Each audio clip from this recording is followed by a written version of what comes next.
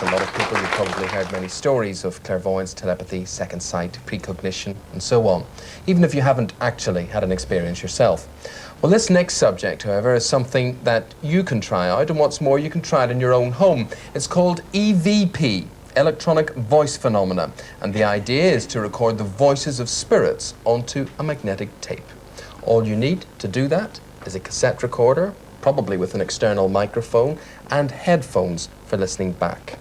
Now load a tape, press the button and record. It's as simple as that. Experts in this field say that you won't necessarily hear spirit voices the actual time that you're recording, and that you're more likely to hear them when you play the tape back. Then again, you mightn't hear anything. You might not believe in spirits at all, but someone who does is electronic voice phenomena expert Tina Laurent.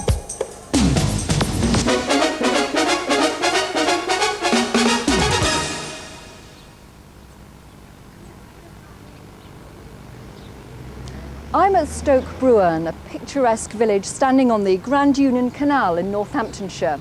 3 miles away is the village of Blisworth, and the only way to get there by boat is to go through one of the longest and most famous tunnels in the whole of the inland waterway system. It's over 1.75 miles in length and was opened on the 25th of March, 1805. Over 55 years later, on the 14th of September 1861, the Northampton Mercury reported an awful catastrophe that had taken place the week before. In that catastrophe, 2 people died, and it is said that when you approach the exact spot where the accident happened, you can sometimes still hear their cries. So what do you actually hear? Dead people? Majority of the voices, yes, seem to be spirits or surviving intelligences of people who were alive. Now, skeptics would say that you're not actually recording spirit voices, it's a mighty con, and that you're just doctoring the tapes later. What do you say to that? I would say that, first of all, they haven't investigated EVP at all.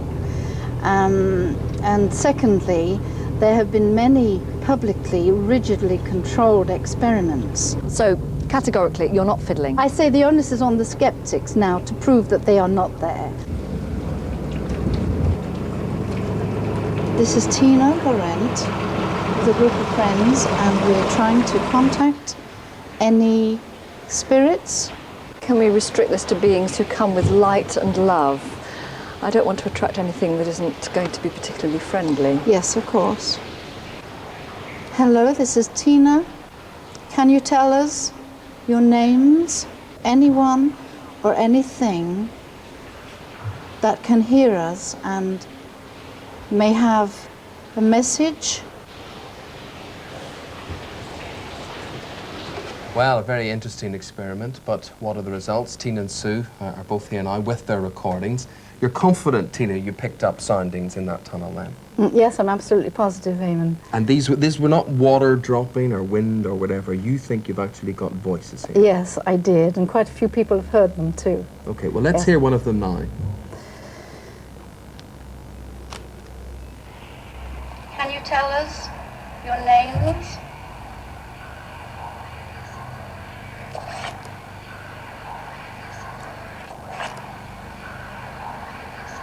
Okay, you've played that over 3 times Yes. there. You've asked someone for the name. What do you interpret? What was the sound that came back? Neville Cox from Peterborough. You're quite adamant about that. Absolutely positive.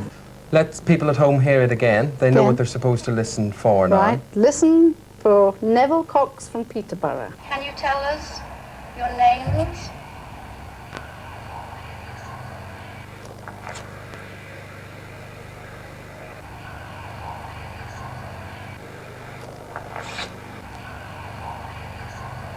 And we should have heard it. We should have heard it at least 3 times there. And incidentally, if you are Neville Cox from Peterborough, or you know a Neville Cox from Peterborough, get in touch with us. We'd be very interested to know what his history was, indeed. Okay, let's now see what people in the audience have made of what they've heard there. Sceptical, sir, or not? Not very. I think you've got to remember that around us at every moment are a whole variety of signals which we're normally unaware of. For instance, if you had a radio set here right now, how many radio stations do you think you could pick up right here and right now? All that music and voices and so on. Without the radio and without switching it on, you don't hear it. Now, I think psychics are somebody who has perhaps apparatus that the rest of us don't have, or have it switched on when we don't, and can pick up a whole load of signals that the rest of us miss completely. Some people are going to say, like Tina, they do hear things. A lot of people are going to say there was absolutely nothing on that tape. Do you have to want to hear it? I think you do, and this is something psychologists have studied for a long, long time. They talk about the difference between people in terms of their criterion. At one end of the scale are people who, whatever they hear in a noisy environment, will say, nah, there's nothing there, I don't hear it. Now, the advantage of that is you don't get made a fool of by saying there's something there and there isn't. The disadvantage, of course, is you miss out on things that are really there. Right at the other end of the extreme are people who will hear almost anything and say, wow, yes, I heard a voice. The advantage of that, of course, is you're going to pick things up when they're there. But the disadvantage is that they often are not there. You can't be right all the time, and we all have a different criterion. I've long believed that people who believe in the paranormal are these ones with a really lax criterion. I've done experiments in the lab to show this. So what do you think at home? Listen carefully. Is it really a voice, or was it simply that you wanted to hear something?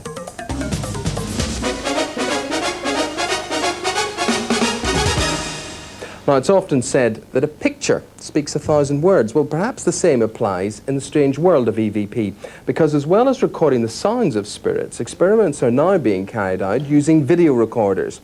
What you're about to see for the first time in British television is visual images which EVP experts claim are from the spirit world. Now, Tina, tell us exactly where the tape we're about to see came from. Well, this originated in Luxembourg. Now, this face of this lovely person is belonging to a person called Hannah Bushbeck, who had died before this tape was made, had died a few years earlier in her 80s. If you watch, you will be able to see that her mouth is moving, her lips are closing. She has been identified by people who knew her, and she showed herself as she wanted to put herself over to us. That is her as a young woman? Yes, this is as she used to be. And this is one way she can accentuate the fact that these are paranormal pictures. Okay, we've had sound evidence, which you can take or leave. Now that is the visual evidence. That is the visual evidence that exists. What do you think? Cameras cannot lie, but I'd like to know where they went to get them. I mean, did they just go into a room, or did they go into a barn, or where did they go? We were in somebody's house. Just in an ordinary home? Yes. The TV that hadn't got a plug in it, right? Amazing. Yes, they're real video pictures, but they're not of another world. They're of people, men, women coming out of beaches. These video images could have been obtained from millions of different sources. It's not paranormal, but it's very, very good fun. It's not good enough, Tina. You must be a very naive sort of person then. Not necessarily. From my experience, the people who made the tape, I trust them, I believe them. They have been studied by Father Andreas Resch from the Vatican University. It's hard for us, I know, because we don't know these people, but who actually thinks that may be possible? If it is a fake, if it is totally mistaken, why should it be a fake? Do these people stand to make an awful lot of money from this, or are they really trying to make a point that if this kind of thing is possible, and we all know what happened to the first person that said the world is round instead of flat, if this thing is possible, what does it say about us as alive human beings now, today? If we do survive, if there are other dimensions, how does that affect us now? That's the real point. I found that, looking at that, very exciting. If it could be repeated, I think it's a great breakthrough.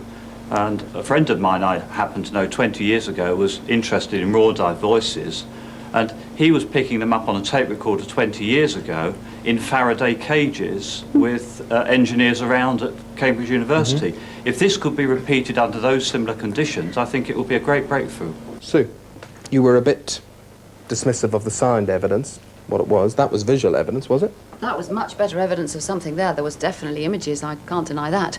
Like the gentleman in the back, if I could see it done, if I could see this no power supply, and it was done in a Faraday cage blocking out television, the reception and so on, then I might change my mind. So far, I'm not going to.